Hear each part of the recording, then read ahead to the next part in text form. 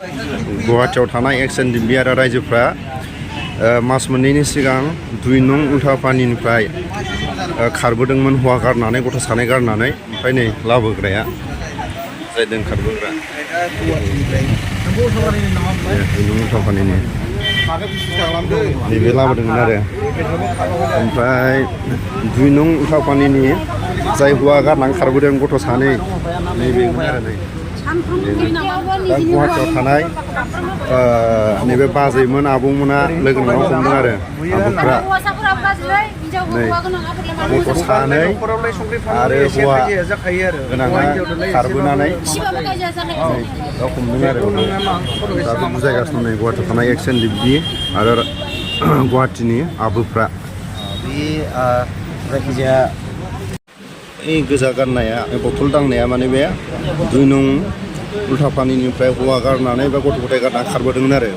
दा गुवाहाटीयाव थानाय एक्स एनडिएफबि आरो माखासे रायजो राजाफ्रा मेघालय आसाम बर्डाराव बर्निहाट एलेकायाव हमनानै दा बेखौ न'आव दैथायहरसिगोन बै दा बेखौ नै माखासे एक्स एनडिएफबिफ्रा बुजायगासिनो दं आरो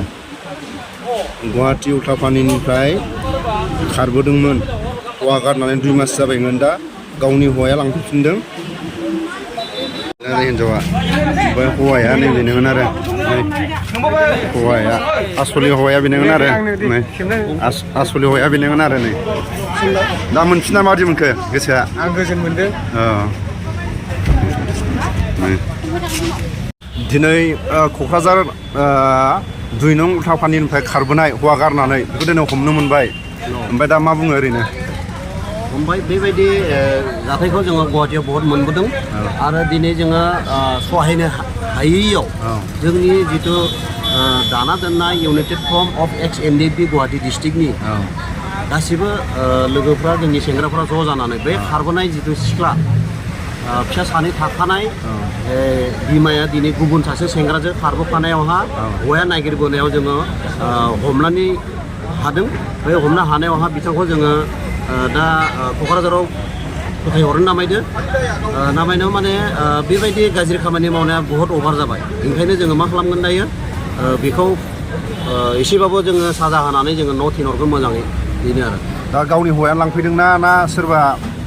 न'खरनि बे हौवा गदाया लांफैदोंना ना हौवा गिबिया लांफैदों दायो गामिनिफ्राय फैनानै गामिनि हौवा गिबि जिथु सिगांनि बियो फैनानै जोंनियाव मदद बिफायबाय आदामोना जेरैबाबा आंनि हिन्जावखौ नागिरना होदो